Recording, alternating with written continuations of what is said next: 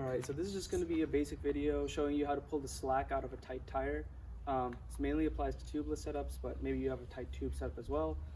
On tube setups, you want to start on the valve side and make sure you push the valve up before starting, but since this is mainly for tubeless users, we're going to start on the opposite side of the valve because that's what allows you to generate the most amount of slack, because more of the tire is going to sit inside of that central channel.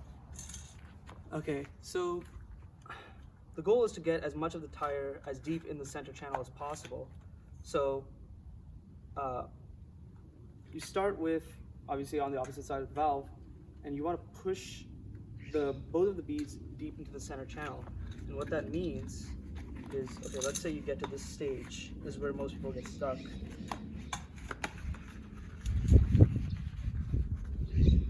So you have this part right here, this flap that won't go over, and you might be, using tire levers, and you're breaking levers trying to get over this. Before using levers, what I do is I'll actually massage the tire a little bit.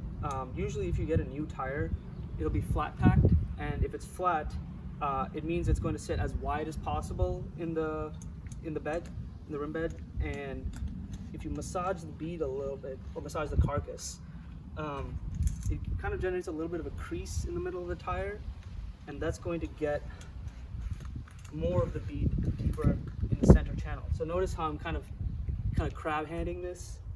So just massaging the tire to fold it in the center.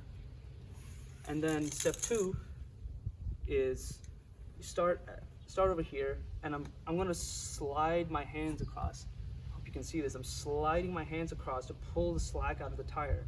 So what that's going to do is going to create tension here, and it's going to slam the bead of the tire against the center of the rim bed. And so now what I'm doing is I'm putting my body weight down on the tire to generate as much tension as possible. I'm maintaining that tension by just sliding my hands down. And I'm going to wiggle it just like this.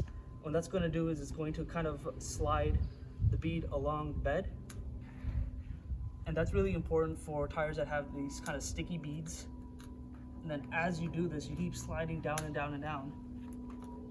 And then I'm just going to use my thumbs to push the bead over. And then you want to do this until it feels like the bead is kind of locked because of the tension. And then once you do that, hopefully you have enough slack to either use levers or, in this case, just pop it over.